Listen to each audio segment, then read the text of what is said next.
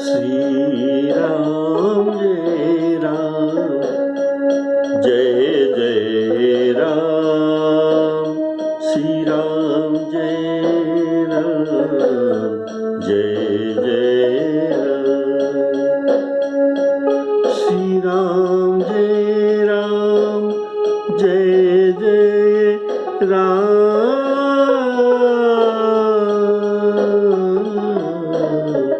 श्री राम जय राम, जय जय राम।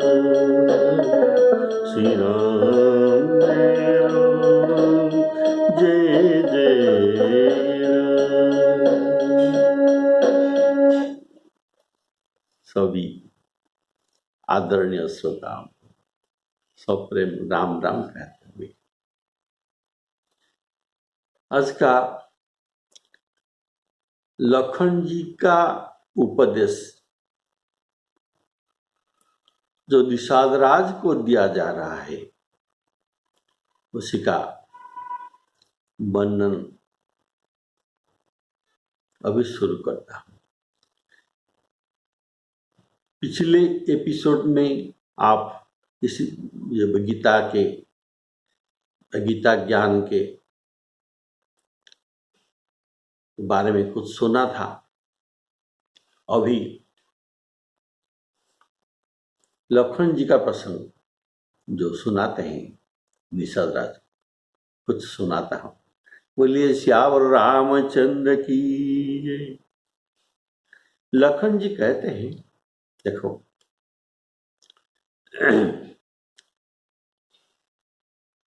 सुख दुख को आना, सुख दुख तो आएगा, सभी के जीवन में आता है। यह व्यवहारिक सत्य है, लेकिन इसमें पारमार्थिक सत्यता नहीं, व्यवहार में आता है। कारण आत्मा असंग है, अर्थात आत्मा निर्लिप्त है, इसीलिए उसका योग और वियोग नहीं होता।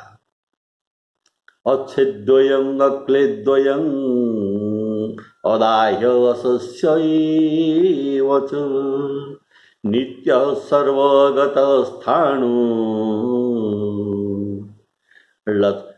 रचोळयः सनातनः नैनं छिन्दन्ति शस्त्राणि नैनं दहति पावकः न चैन क्लेदयन्त्यापो न शोषयति मारुतः। तो इसलिए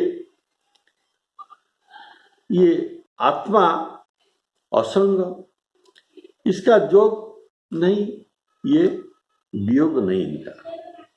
अव्यक्तोयं अचिंतोयं अविकार्यमयं उच्यते। तो इसका योग और वियोग नहीं है, इसीलिए सुख दुख कैसा? जिसका योग वियोग नहीं है उसी आत्मा को सुख दुख नहीं लगते। इसीलिए आत्मा के हित अनहित और मध्यम भी नहीं है। शत्रु मित्र मध्यस्थ ये तीन भाव ये मन के हैं, जो मन के है। शत्रु मित्र मध्यस्थ ये तीन भाव मन किन्ने बरी आई। त्याग किसको त्यागना है, किसको उपक्षणीय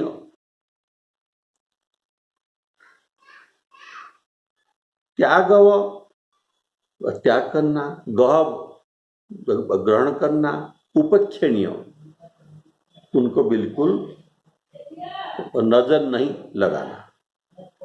ये हाटक वस्तुर्ण की नहीं। हाटक अर्थात सुवर्ण और वस्तुर्ण को आप किसको त्याग सकते हैं, किसको ले सकते हैं और किसको उपक्षणीय उपेक्षा कर सकते हैं। इसीलिए शत्रु मित्र भल मंद जोग वियोग भाव ये सब भ्रम ही है। यह जाल हमको लगा ही रहा है। इसीलिए लखन जी कहते हैं, सुनो,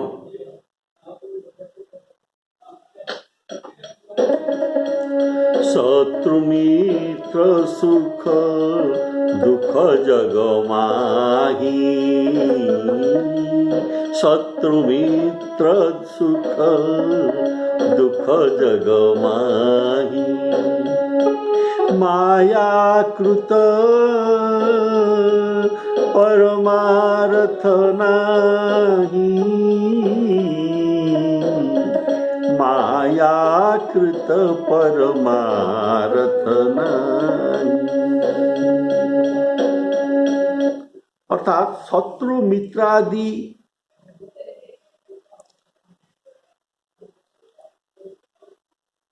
ये भाव, ये मन का कल्पित है। किसको हम शत्रु कहते हैं, किसको मित्र कहते हैं। वो ये 5 मिनट में शत्रु हो जाते हैं, 5 मिनट में मित्र हो जाते हैं। ये सब हमारे मन का कल्पित है। इसलिए ये सबको मिथ्या व भ्रम कहा गया है। जब तक जड़ चेतन का ग्रंथि हमारे अंदर में, जड़ और चेतन का ग्रंथि है। जड़ अर्थात ये माया संसार, चेतन अर्थात आत्मा, इन दोनों के जो संबंध है, इस संबंध को जड़ और चेतन ग्रंथि कहा जाता है। जब तक ये, तो इसको जड़ चेतन का गांठ संबंध तो कहा जाता है। और जब तक ये ग्रंथि नहीं छूटता, तब तक ये सब सत्य जगत में हम जो दिखते हैं, ये सब सत्य जैसा प्रतीत होता है। समस्त जीव, आप, हम, जितना जीव है सब ईश्वर से पैदा हुआ है। भगवान तो कहते हैं, ममई वंश जीवलोका जीवभूतो सनातन। हम भगवान के पुत्र हैं। भगवान भी स्वीकार करते हैं और कहते हैं ममई वंश, ये सब मेरे अंश ही है। इसीलिए समस्त जीव ईश्वर अंश है। जीव के पास भी ईश्वर जैसे चेतन अमर अर्थात माया रहित सुखराशि और अविनाशी ये सब गुण भी है। इसीलिए ईश्वर और जीवों में भेद नहीं है। ये दोनों में भेद मालूम होना केवल माया के अधीन होकर हम इसमें भेद मालूम पड़ता है। इसमें भ्रम और अज्ञानता का दोष ही है और कुछ नहीं। जीव को नवीन देह के संयोग होना जन्म है। जीव को एक नवीन देह प्राप्त हो गया, ये इसका जन्म है। और इस देह का वियोग हो गया, इसको मृत्यु कहा जाता है। ये सभी व्यवहारिक सत्य है, पारमार्थिक सत्यता इसमें नहीं है। भगवान गीता में कहते हैं,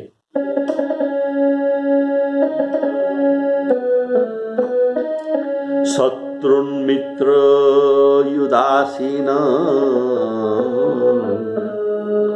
शत्रु मित्र उदासीन, शत्रु मित्र और जो कि शत्रु नहीं कि मित्र नहीं, ये है उदासीन या मध्यस्थ। शत्रु मित्र उदासीन मध्यस्थ देश बंधुषु साधु स्वपि सपापीषु समबुद्धि विशिष्यते साधु स्वपि स्वपापेषु समबुद्धिर्विशिष्यते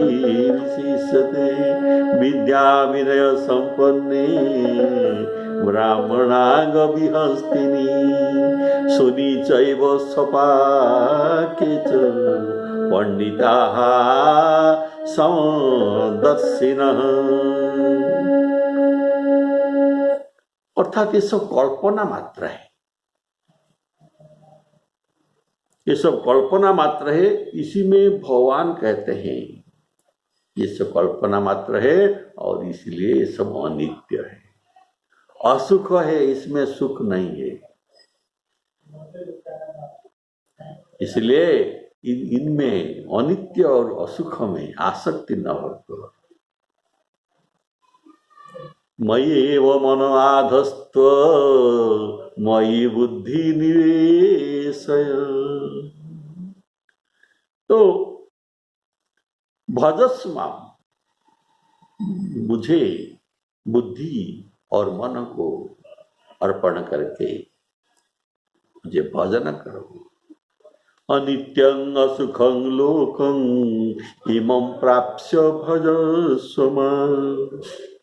जैसे स्वप्नों में राजा भी भिखारी हो जाता है या कंगाल स्वर्ग की स्वामी अर्थात इंद्र भी बन जाता है, लेकिन जागने पर हानि या लाभ कुछ भी नहीं है। ऐसे ही इस दृश्य प्रपंच है, ये दृश्य प्रपंच है। हम सोए हुए हैं और ये सब स्वप्न में देख रहे हैं। थोड़ा ध्यान से सुनिए। ऐसे इस दृश्य प्रपंच को देखना चाहिए। अर्थात जैसे स्वप्नावस्था में सब कुछ मिथ्या, वैसे संसार में सुख दुख भी मिथ्या है। अर्थात ये संसार एक रात्रि है। मोह रात्रि में पड़ा हुआ लोगों को यह सत्य लगते हैं। मोह रात्रि में पड़ा हुआ लोगों को यह संसार सत्य मालूम होता है। सत्य लगन से उनकी, लेकिन परमार्थिक चिंतन को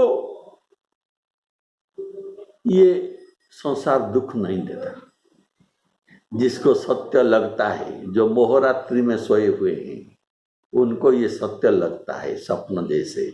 और स्वप्न में भी जैसे दुख भी होता है, ऐसे भी यहाँ भी दुख होता है।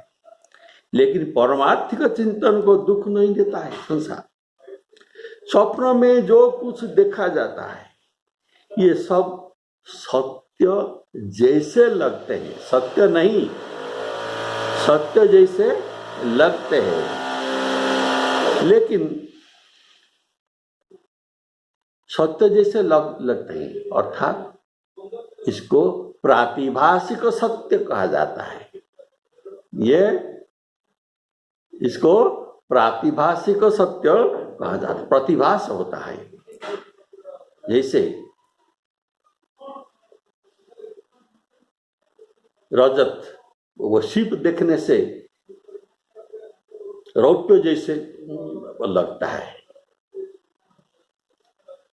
रौप्य जैसे लगता है। यह है प्रातिभासिक सत्य। इसलिए अर्थात सत्य जैसे लगता है।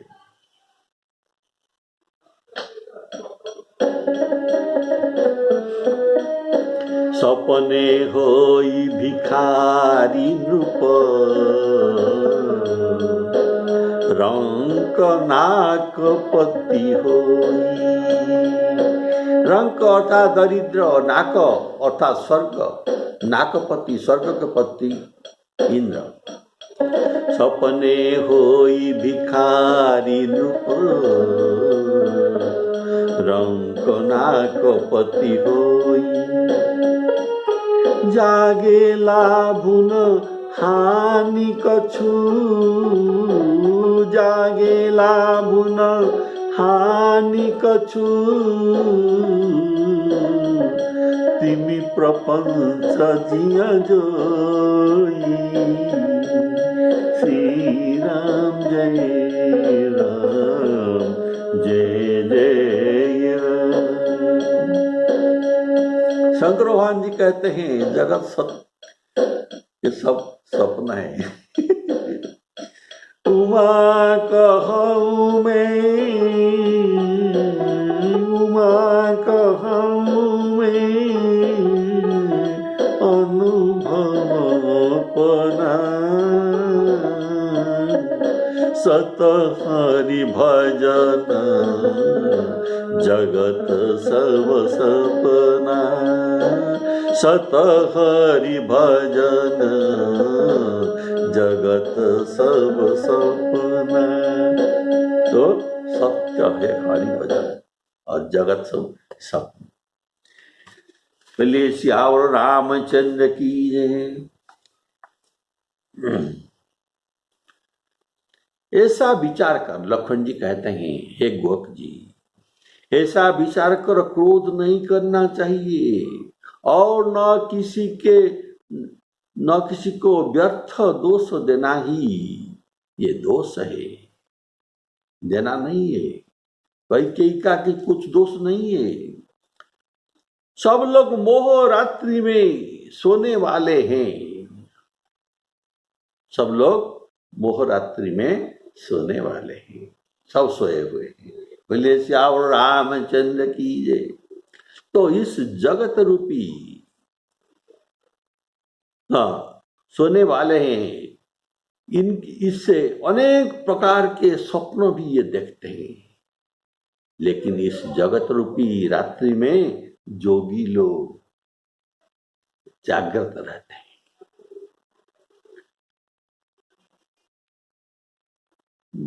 तो मोहरात्रि में सब लोग सोते रहते हैं, लेकिन जोगी लोग जागृत रहते हैं। ये जोगी लोग कौन है? जो परमार्थी है और प्रपंच अर्थात माइक जगत से छूटे हुए हैं, ये जोगी है। जगत में जीव को जागृत होना, इसका प्रमाण क्या है? ये जीव जागृत है और ये जीव सोया हुआ है। इसका उदाहरण आप सुनिए। जो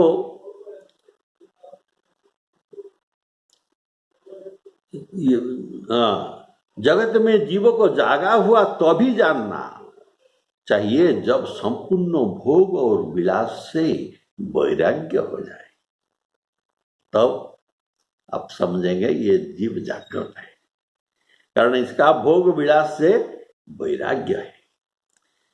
गीता जी में भी भगवान कहते हैं, जहाँ निशा सर्वभूतानां तस्यां जागर्ति संयमी। जस्यां जागृति भूतानि सा निशा पश्यतो मुनेः। सा निशा पश्यतो मुनेः, उसको मुने निशा देखते हैं। बोलिए श्यावर रामचंद्र की जय। यहाँ गोस्वामी जी कहते हैं ये जगत एक रात्रि है, इस रात्रि में जोगी जागृत होता है। गीता और रामचरितमानस में भाव में बहुत सामंजस्य है। देखिए आप लोगों ने अभी सुना, जानिशा सर्वभूतानां तस्यां जागर्ति संयमी। इसको गोस्वामी जी की कितना सुंदर भाव में भी लिखते हैं। यही जग जामिनी जागहि जोगी।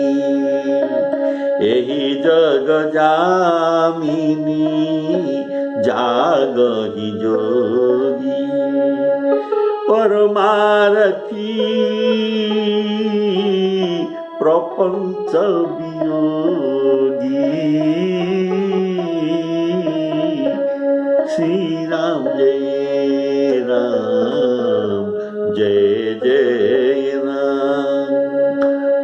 प्रपंच वियोगी, प्रपंच से जो वियोगित है, जिनके पास प्रपंच नहीं है, इसका प्रपंच का अर्थ है पंच विषय, शब्द स्पर्श रूप रस गंध, ये सब आंखों का, रसनेन्द्रिय का, जीवा का, कान का, ये सब जो विषय है, त्वचा का पंच विषय, शब्द स्पर्श रूप रस गंध, ये जो पंच विषय है,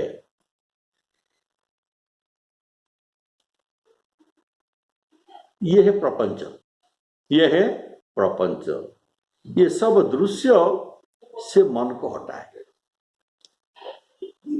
इनके प्रपंच दृश्य से मन को हटाना, अर्थात जो प्रपंच के वियोगी है, ये सब प्रपंच से मन को हटाए हैं। जागहि जोगी, अर्थात जिस दिशाओं में विषय लोग जागृत है, वही दिशाओं में जोगी सो जाते हैं, योगी सो जाते हैं। जहां विषय लोग जो दिशा में जागृत रहते हैं, जोगी लोग वही दिशा में सो जाते हैं। जैसे जिस समय में, अर्थात रात्रि में उल्लू उल्लू उल्लू उल्लू को दिखाई देता है, उसी समय में ये जागृत है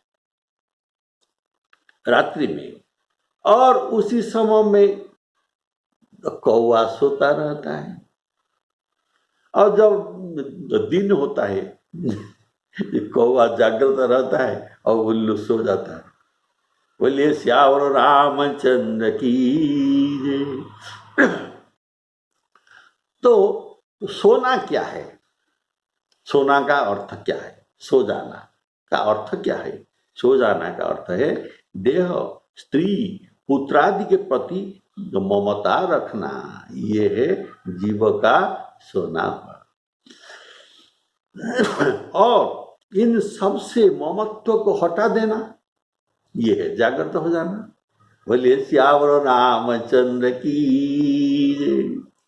और जगत में, जगत को तो कैसे देखना? जागृत होकर, सबसे ममता हटाकर जागृत हो जाना। और जब जागृत हम हो जाएंगे, तब जगत हमको कैसे दिखा जाएगा? सिया राममय सब जग जानी, सिया राममय सब जग जानी,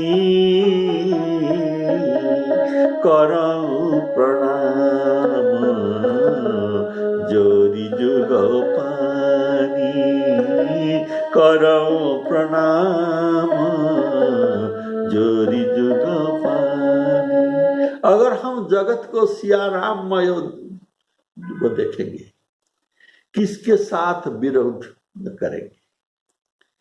सिया राममय देखहि जगत, सिया राममय देखहि जगत, केहि सन करहि विरोध,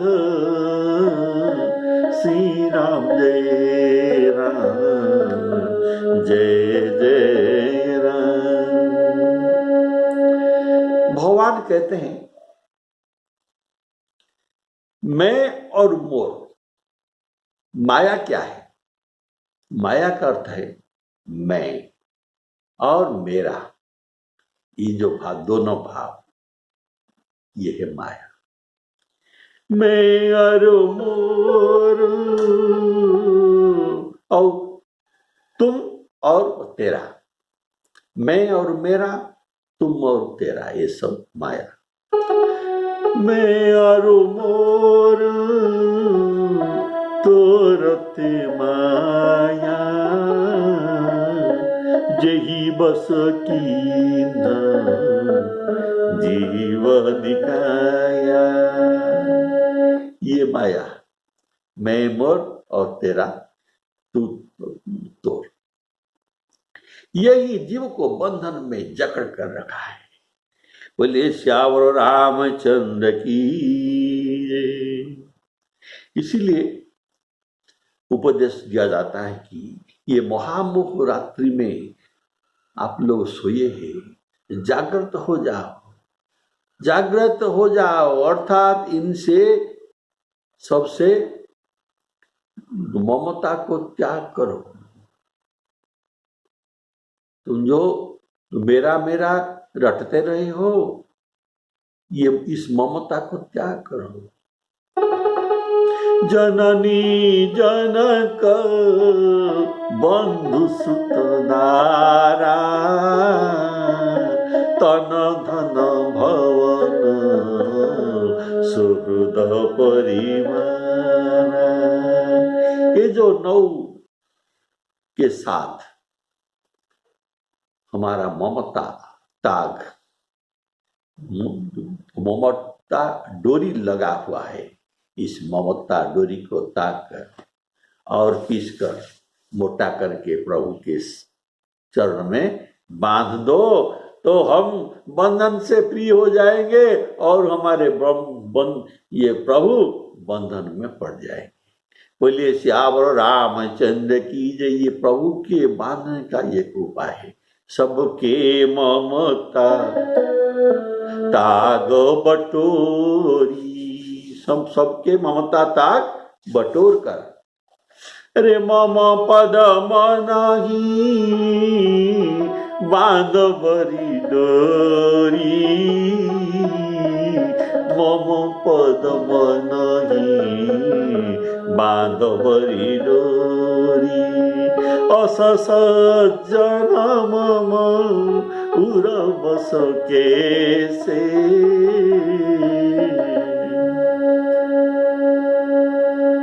लोभी हृदय बसई धन जैसे। ऐसे लोगों को जो सबके ममता ताग को बटर कर मेरे पद में बांध देता है, उनको मैं हृदय पर बैठता हूँ। भगवान का स्वयं वचन है। बोलिए श्यावर रामचंद्र की।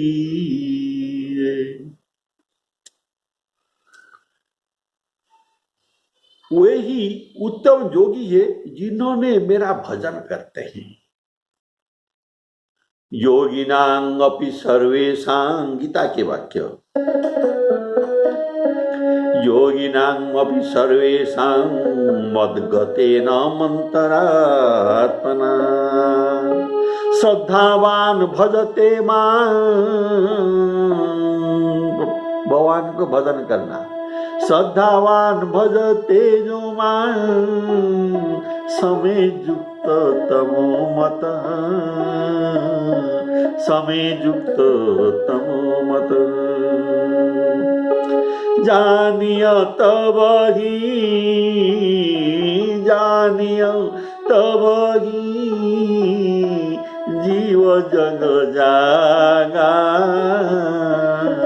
जब सब विषय विलास विरागा, जब सब विषय विलास विरागा। लखन जी निषाद राज जी को समझाते हैं, उनके विषाद योग पर ज्ञान समझाते हैं, ज्ञान देते हैं। विवेक होने पर मोह रूपी भ्रम भाग जाता है और पास में नहीं रहता। तो तब अज्ञान का नाश हो जाने पर क्या होता है? विवेक का नाश उदय होगा, अज्ञान का नाश हो जाएगा। तब क्या होगा?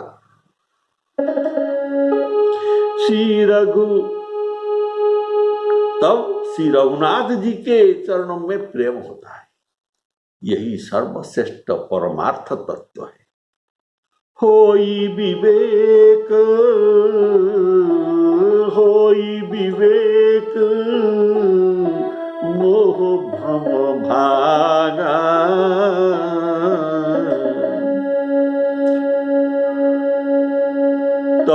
मम चरण उपज अनुराग। विषयों से वैराग्य नहीं होता। विषयों से वैराग्य तब तक नहीं होता जब तक विवेक जागृत नहीं होता। विवेक जागृत न होने पर विषय से कभी वैराग्य नहीं हो सकता। केवल शास्त्रीय ज्ञान हम इतना मुखस्त कर दिए, सुआ जैसे सब कुछ कंठस्थ कर लिया, लेकिन इसमें काम नहीं चलेगा। असली ज्ञान होना चाहिए और भक्ति होना चाहिए। रघुनाथ जी के चरण में प्रेम नहीं हो सकता। कारण किसका रघुनाथ जी के चरण में प्रेम नहीं होता है? भगवान गीता में कहते हैं, जो कि दुष्कृतियों, पापवंत पुरुष दुष्कृति करते हैं, पाप करते हैं, ये लोग भगवान को भजन नहीं करते।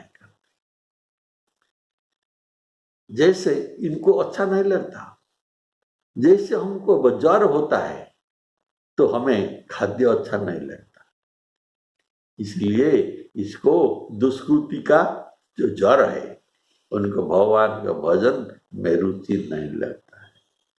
भगवान कहते हैं भगवद गीता में, न मान दुष्कृति नो जनाः प्रपद्यन्ते नराधमाः मायया अपहृत ज्ञान आसुरी भावमाश्रिता। तो कौन भजता है? चतुर्विधा भजन्ते मां जना सुकृति नोर्जुन आर्त जिज्ञासुरर्थार्थी ज्ञानी च भरतर्षभ। कितना सुंदर वाक्य है। बोलिए श्यावर रामचंद्र की।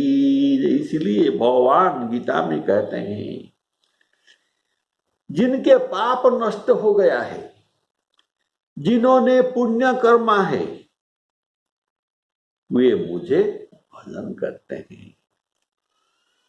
सब गीता में कितना सुंदर बताया गया है। जे सांतंत गतं पापं, जिनका पाप अंतगत हो गया है। जे सांतंत गतं पापं जनाना पुण्य कर्मणा ते द्वंद्व मोह निर्मुक्ता भजन्ते मां दृढ़व्रता। ऐसा लोग मुझे भजन करते हैं। बोलिए श्यावर रामचंद्र की जय। काकभुसुंडी गौड़ जी को कहते हैं पन्नगारी। पन्नग अर्थात सर्प, सर्प के ऐरी कौन? तो गौड़ जी। पन्नगारी अर्थात गौड़ जी। पन्नगारी सुनु नीति असी श्रुति पुराण जो गाव। वेद पुराण में जो गाया है, मोह गए बिनु, मोह गए बिनु, मोह रहना नहीं, मोह का नाश होने पर, गए बिनु, मोह गए बिनु राम पद होई न दृढ़ अनुराग, होई न दृढ़ अनुराग। तो परमार्थ का भाव है कि ज्ञान वैराग्य आदि परमार्थ है। ज्ञान वैराग्य आदि परमार्थ है, लेकिन राम चरण में अनुराग होना ये परमार्थ है। बोलिए श्यावर रामचंद्र की जय।